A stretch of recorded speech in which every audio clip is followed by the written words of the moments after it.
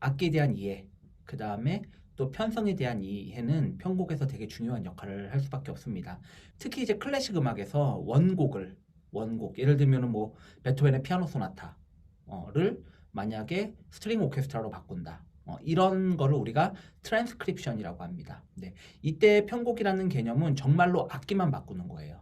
작품에 대한 어떤 아이디어나 화선법적인 그런 테크닉이나 이런 것들은 원곡에 다 들어있는 거예요. 특히 이제 원곡 작곡가들을 우리가 알고 있는 뭐 베토벤, 슈만, 뭐 브람스, 찰코프스키 뭐 이런 이제 대가들은 저 같은 편곡자가 어떻게 감히 음 하나하나를 바꿀 수 있겠어요. 그러니까 거기 있는 음은 그 고유의 음 그대로 놔두고 악기만 바꾸는 거죠. 네, 이런 작업을 트랜스크립션이라고 합니다. 그리고 트랜스크립션의 핵심은 결과적으로는 오케스트레이션이에요. 근데 이 부분은 사실은 그 이제 편곡법이라는 수업 시간에서 다루는 게 아니라 오케스트레이션 수업 시간에서 다뤄야지 적합합니다. 왜냐하면 그 양이 엄청나게 방대하거든요. 오케스트레이션, 특히 바로크 시대의 오케스트레이션부터 고전주의 시대의 오케스트레이션, 그리고 낭만주의 시대의 오케스트레이션이 다 다르고요. 구성되는 악기도 다릅니다. 점차 발전되고 규모도 커지고 그다음에 그 각 악기에 대한 그 테크닉과 디테일은 조금 더 섬세해져 가거든요. 그래서 그런 것들을 다 알고 특히 이제 특별히 오케스트라에서 그러니까 우리가 알고 있는 그런 현악기군, 그다음에 관악기군, 타악기군 이렇게 만들어진 그 밖에 특수악기들이 포함되는 그런 오케스트라에서 소리를 내는 방법은 우리가 요즘에 들고 있는 뭐 대중음악에서 소리 내는 방법과 아주 달라요. 네, 그래서 완벽한 저기 화성법과 완벽한 대입법을 구사할 수 있어야 되고 대입법의 역할이 또 되게 중요합니다. 생각보다. 네, 그래서 이제 그렇게 해서 만들어지는 게 이제 오케스트레이션인데요. 오케스트레이션이라고 하는 그 부분은 이렇게 배운다고 되는 게 아니라 아주 오랜 경험을 통해서 그 작곡가마다 자기가 그 잘할 수 있는 고유의 오케스트레이션들이 있어요. 저 같은 경우는 한국에서는 좀 오케스트레이션을 되게 잘하는 편에 속하는 작곡가고요. 네, 스스로 이렇게 말하기 좀 부끄러운데 어쨌든 서울시향이나 KBS 교향악단이나 뭐 코리안 심포니 같은 데서 저한테 주로 편곡 의뢰를 제일 많이 해요. 근데 그 중에서도 이제 제가 잘하는 오케스트레이션은 오케스트라와 임성이 포함된 거. 그러니까 주로 이제 오페라. 저는 이제 주로 오페라를 많이 작곡하는 작곡가라서 오페라와 같은 상황. 그러니까 성악가가 있고 그다음에 오케스트라가 있는데 성악가가 마이크 없이 이 오케스트라와 동등한 사운드를 만들어낼 수 있는 그런 소리를 만들어내는 거에 조금 더 뭐랄까 조금 더 최적화되어 있다고 할까? 예, 어쨌든 저는 이제 그런 류의 작곡가에 속합니다. 오케스트라에 사용되는 모든 악기들에 대해서 그 각 악기 음역과 그다음에 각 악기가 가장 소리가 잘 나는 그 악기의 음역은 예를 들어서 뭐 낮은 솔부터 뭐 높은 뭐 두 옥타브 높은 솔까지다 만약에 그렇다면 이 중에서 이 악기가 오케스트라 안에서 가장 효과적으로 빛을 발하는지죠. 그 음역대가 다 정해져 있어요. 어느 정도 악기마다 그 고유의 특성이 살아나는 음역대가 있거든요. 그래서 그런 음역대들을 잘 알아서 이걸 가지고 조합을 만들어내는 거죠. 예를 들면은 바이올린과 플룻의 조합, 바이올린과 오보에의 조합, 그다음에 바이올린과 클라리넷의 조합, 첼로와 클라리넷의 조합, 첼로와 바순의 조합, 혹은 퍼스트 바이올린 군과 호른의 조합. 예, 뭐 이런 식으로 그 현악기 군과 그 다음에 그 관악기 군들의 조합 어떤 바리에이션을 가질 것이냐에 따라서 여러 가지 사운드를 만들어낼 수가 있습니다. 그러니까 무수한 조합이 있고 그 무수한 조합마다 또 우리가 참고할 만한 기존의 작품들이 있어요. 그러니까 뭐 예를 들면은 베토벤은 어떤 작품에서 어떤 조합을 사용을 했고 또 바그너는 어떤 작품에서 어떤 조합을 사용했고 그래서 그 조합이 마치 그 사람의 오케스트레이션 그 어떤 작곡가의 오케스트레이션의 시그니처처럼 되어 있는 경우가 있습니다. 그래서 그런 것들을 쭉 공부해서 그것들을 활용을 해가지고 이제 편곡을 하는 거 그런 것들이 이제 오케스트레이션에 해당된다고 할 수 있습니다. 그래서 그거는 이제 저희 편곡법에서 다루기는 좀 너무 방대한 내용이고 편곡법에서는 저는 실습 위주로 조금 여러분들이 직접 해볼 수 있게끔 하는 거에 조금 더 초점을 두려고 합니다. 오늘은 이제 개념을 정리하는 시간이라서 편곡을 한다고 했을 때는 목적하는 편성에 대한 어느 정도의 지식을 가지고 있는 것이 좋습니다. 자, 클래식 음악의 편성에 대해서 한번 우리가 간단하게 한번 정리를 해볼게요. 우리가 그거는 보통 클래식 음악의 장르라고도 말을 하는데요. 클래식 음악의 편성은 일반적으로 솔로곡들이 있죠. 그걸 우리가 대부분 솔로 악기를 위한 소나타라고 말해요. 바이올린 소나타, 뭐 첼로 소나타. 그 다음으로 이제 편성들 한번 생각해보면 조금씩 커지는 방향으로 한번 생각해보죠. 피아노 트리오라고 하는 편성이 있어요. 피아노 트리오 일반적으로는 바이올린, 첼로, 피아노로 구성되어 있습니다. 일단 바이올린, 첼로, 피아노면은 웬만한 음역을 거의 다 커버할 수 있기 때문에 웬만한 오케스트라 곡 같은 경우도 이 트리오 편성 안에서 처리가 가능하죠. 또 약간 더 커져 보면은 피아노 쿼르텟 사중주라는 것도 있죠. 그러면 뭐 보통은 바이올린, 비올라, 첼로의 피아노, 스트링 쿼르텟. 그래서 현악 사중주는 바이올린 1, 2, 비올라, 첼로. 네, 이렇게 만들어지는 경우도 있죠. 그 다음에 현악 오중주, 콘트라베이스까지 붙는 경우. 그 다음에 이제 보통 현악 오케스트라가 되죠. 현악 오케스트라는 그 사이에서 또 디비전이 여러 가지가 생길 수가 있어요. 그래서 더 풍부한 화음을 표현하기 위해서. 네. 자, 그 다음이 이제 현악 오케스트라에 목관이 하나씩 붙기 시작하는 경우죠. 그래서 현악 오케스트라에 주로 오보에 호른이 붙으면 그게 클래식 시대의 하이든이나 모차르트의 초기 교향곡의 편성이 보통 그렇게 돼요. 그리고 베토벤으로 가면은 이 교향 여기다가 이제 악기가 두 개씩 붙게 되는 이관 편성이 스탠다드가 됩니다. 그러니까 플룻 두 대, 오보에 두 대, 클라리넷 두 대, 그 다음에 바슨 두 대, 그 다음에 호른 둘, 트럼펫 둘까지, 팀파니, 그 다음에 현악 오케스트라까지 이렇게가 이제 고전주의 시대에 가장 많이 쓰이는 그런 편성이 되고요. 이 편성은 낭만주의 시대 후기까지 이제 그대로 유지가 됩니다. 그리고 현재도 오케스트라의 가장 기본적인 편성입니다. 그냥 이관 편성이라고 하죠. 그런데 이제 낭만 후기, 뭐 말러라던가 아니면 뭐 브루크너라던가 뭐 드보르작, 찰콥스키 이런 교향곡들에서는요 3관 편성이 주로 쓰입니다. 그러니까 이번엔 세 대씩 플룻 셋, 오보에 셋, 클라셋, 그다음에 바슨 셋, 그다음에 호르는 4대나 6대. 그렇죠? 그다음에 트럼펫 셋, 트럼본이 3대가 쓰이는데 트럼본은 이제 테너 트럼본과 베이스 트럼본을 나눠 쓰이는 경우가 있고 튜바라는 악기가 추가되는 경우도 있어요. 바그너 같은 경우는 뭐 오이포디움 같은 그런 좀 특별한 금관 악기도 사용을 했어요. 예, 그러고 팀파니 그리고 좀 타악기군이 하나가 더 붙고요. 현악 오케스트라 그리고 여기에 뭐 하프라던가 피아노라던가 하는 건반 악기들이 따라 붙기도 하죠. 그 외에는 목관 오중주, 목관을 구성하는 플룻, 오보에, 클라, 바순에다가 호른까지 더해진 목관 오중주라는 편성도 있고요. 금관 오중주라는 편성도 있죠. 트럼펫, 호른, 트럼본. 이렇게 얘네 근데 트럼펫이 종류가 좀 여러 가지가 있거든요. 그래서 그렇게 해서 금관 오중주라고 하는 편성도 있고요. 대중음악으로 넘어가 볼까요? 네. 대중음악으로 넘어왔을 때는 가장 일단은 뼈대가 되는 게 대중음악에서는 기타예요. 기타의 역할인데요. 기타는 일반 이제 뭐 어쿠스틱 기타, 일렉 기타로 이렇게 나뉘죠. 그리고 어쿠스틱 기타도요. 좀 손가락으로 멜로디를 만드는 멜로디 위주로 만드는 그런 핑거링을 위주로 하는 그런 기타 핑거 스타일의 기타가 있는가 하면 스트로크로 위주로 하는 그러니까 딩가딩가 치는 거에서 리듬을 주로 하는 그 리듬 기타가 있고요. 네, 그 일렉 기타도 마찬가지로 멜로디를 주로 담당하는 그런 리드 기타가 있고요. 그 다음에 화음이나 그런 이제 그 리듬을 주로 담당하는 그런 기타가 있고요. 어쨌든 기타가 제일 중요한 역할을 합니다. 대중음악에서는. 그래서 일단 기타를 다룰 수 있어야 되는데 그러니까 대중음악 편곡자들은 주로 기타리스트 출신들이 많아요. 예. 그리고 이제 물론 피아노가 이제 따라 붙는 경우도 있는데 이런 경우는 이제 재즈 피아노가 일단은 그 기본 바탕이 돼 있죠. 재즈 피아노를 할 때는 이렇게 클래식 피아노처럼 모든 영역대를 다 치는 게 아니에요. 모든 영역대를 치는 게 아니라 리듬을 치는 영역대가 있고 그다음에 솔로를 치는 영역대가 있어요. 밴드에서는 베이스는 베이스 기타가 담당하기 때문에 피아노가 더블링을 잘 안 해요. 그래서 베이스를 안 치고 왼손으로는 리듬을 치고 오른손으로는 멜로디를 치는 경우가 대단히 많습니다. 그 다음에 베이스 기타가 되게 중요하죠. 그렇죠? 그리고 드럼이 중요합니다. 그래서 베이스 기타와 드럼은 서로 짝을 이뤄서 같이 움직여요. 항상. 그러니까 드럼의 리듬과 그 다음에 드럼의 그 베이스 킥의 리듬이 실제 베이스 기타의 리듬과 서로 연동이 돼야 돼요. 그래서 항상 그렇게 음악이 만들어지는데 그래서 베이스 기타와 드럼, 그 다음에 리듬 기타가 뼈대를 만들고요.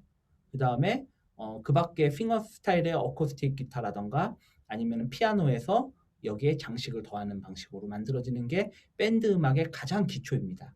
네. 그래서 이렇게 만들어지고요. 여기에다가 이제 다양한 클래식 악기들이 따라와서 붙는 거예요. 그래서 여기에 주로 이제 브라스 밴드들이 많이 붙죠. 그 다음에 이제 스트링이 오는 경우가 있어요. 스트링이 올 때는 발라드 같은 그런 장르에서는 스트링이 이제 대선율을 잘 만들어줘야 돼요. 노래에 대한 대선율을 만들어서 이 노래의 감성이 이제 풍부하게 묻어날 수 있도록 스트링에서 이제 만들어지는데 스트링의 역할은 그래서 그 대선율의 역할하고 그 다음에 전체적으로 화음을 지속시켜주는 역할 이런 거를 우리가 서스테인이라고 하거든요. 화음을 지속해 준다. 가끔씩 이제 오보에라든가 뭐 클라리넷이라든가 플룻이라든가는 목관악기가 중간에 받아주는 경우도 있고, 결국 이러다 보면 결과적으로는 밴드와 오케스트라가 완전히 합체가 되게 되죠. 예, 그래서 요즘에는 아주 흔히 들을 수 있어요. 오케스트라랑 밴드랑 같이 하는 경우. 그 외에 이제 우리나라 같은 경우, 우리나라뿐만 아니라 외국에서도 이제 오리엔탈 악기들이라고 그 서양의 오케스트라, 웨스턴 오케스트라가 합쳐지는 경우. 그러니까 우리나라는 이제 퓨전 국악들이나 아니면은 이제 국악기의 세션들이 뭐 재즈 세션하고 합쳐진다던가, 아니면 국악기 세션이 클래식 오케스트라 세션하고 합쳐진다던가 하는 그런 다양한 시도들이 있고, 이미 훌륭한 작품들이 많이 나와 있습니다. 이 편성에 대한 어쨌든 그 기본 구도와 느낌을 좀 알려드리기 위해서 제가 한번 말로 쭉 설명을 해봤어요. 그래서 여러분들이 이런 편성이 있어서 이렇게 우리가 접근을 할 수 있구나라는 거를 이렇게 아실 수 있으면 좋지 않을까 해가지고 한번 말씀드려봤고요. 이런 게 실제로 어떻게 적용되는지 제가 한 작업을 몇 개를 보여드리면서 간단하게 좀 예를 들어드리고 오늘 수업을 마치는 걸로 하겠습니다. 자, 한번 들려드릴게요. 요즘에는 이제 대부분의 편곡 작업을 거의 다 컴퓨터에서 작업을 합니다. 이제 대부분의 클라이언트들이, 고객님들이 악보만 보기를 원하지 않고 실제 소리가 어떻게 나는지 시뮬레이션을 들어보기를 원해요. 예, 그게 뭐 사실은 모든 분야에서 마찬가지예요. 건축가들도 CAD에서 다 작업을 해가지고 컴퓨터 안에서 그 전체 3D 화면을 그 시뮬레이션을 보여주잖아요. 음악에서도 마찬가지로 악보를 그려가지고 이 악보와 함께 음악을 들려주거나, 아니면은 악보보다 그냥 음악이 우선일 때도 있어요. 그러니까 소리를 먼저 들려줘야 되는 경우도 있어서, 그런 경우에는 악보 그리기 전에 아예 큐베이스나 뭐 로직이나 이런 이제 그 시퀀서라는 프로그램들이 있거든요. 그러니까는 그러니까 소리로 시퀀스를 만들어서 연결 그 단위를 만들어 가지고 그걸로 그냥 음악 소리를 그냥 처음부터 만들어내는 그런 프로그램이에요. 그래서 그 시퀀서를 사용해 가지고 아예 음악을 먼저 만들어서 들려주는 경우도 있어요. 그래서 제가 사용하는 악보 사보 프로그램과 그다음에 시퀀스 프로그램을 한번 보여드릴게요. 자, 여기 지금 제가 악보 하나를 열었는데요. 이런 식으로 이제 오케스트라 작업을 한 악보예요. 지금 제가 뮤지컬 모음곡이라고 하는 편곡을 했는데요. 조금 보시면은 플룻 1, 2, 오보에 1, 2, 클라 1, 2, 바스 1, 2, 홀은 1, 2, 3, 4, 트럼펫 1, 2, 트럼본 1, 2, 팀파니, 퍼커션 2개, 하프, 바이올린으로 구성되어 있는 그런 곡을 했거든요. 자, 잠깐 들려드릴게요. 실제로 이런 시벨리우스라는 악기에서는 시뮬레이션 소리가 어떻게 들리나?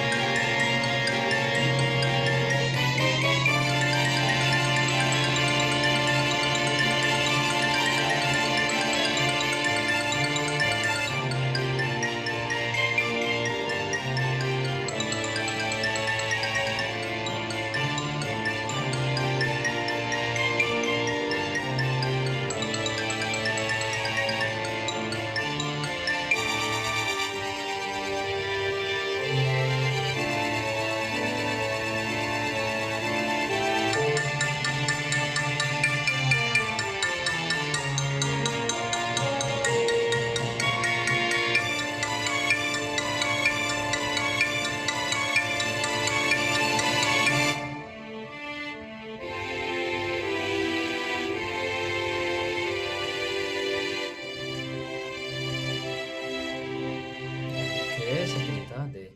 이렇게 사보 프로그램을 이용해서 악보를 그리고 그 다음에 이거에 시뮬레이션을 만들어 가지고 시뮬레이션을 또 들려드리고, 일반적인 그런 편곡자들이 하는 작업입니다. 이거 말고 이제 저 같은 경우는 로직이라는 그 콘솔을 사용해서 음악 작업을 많이 하는데요. 여기서는 소리를 조금 더 실감나게 만들 수 있어요. 네, 자, 요거가 이제 시퀀서에서의 화면입니다. 여기 보시면은요, 여기 같은 경우는 이렇게 트랙으로 작업을 합니다. 그래서 보시면은 제가 지금 1번 트랙부터 22번 트랙까지 열어놨고요. 각각의 악기들이 있어요. 솔로 플룻, 솔로 오보에, 뭐 솔로 바순. 그 다음에 여기는 목관악기가 전체 소리가 나는 거. 그 다음에 목관악기의 뭐 특수효과. 그 다음에 금관악기, 긴음, 짧은 음. 그 다음에 팀파니. 그 다음에 아프리카의 타악기들. 그 다음에 액션 스트라이크라고 해서 뭐 영화 음악에서 나오는 그런 그 저기 베이스 드럼을 가지고 쓰는 여러 가지 소리들, 그 밖에 오케스트라 타악기들, 그 다음에 이것도 타악기예요. 베이스 드럼하고 심벌만 따로 모아놓은 타악기, 그 다음에 하프, 피아노, 바이올린 솔로 음색, 그 다음에 현악기 전체 섞은 음색, 그 다음에 현악기 짧은 소리, 현악기 긴 소리, 첼로 솔로 음색, 뭐 이런 식으로 여기는 이제 그 밖에 효과음들, 이렇게 해서 소리들을 만들어 놨는데요. 자, 한 요쯤부터 한번 제가 들려드려 볼게요. 어떤 소리가 나는지.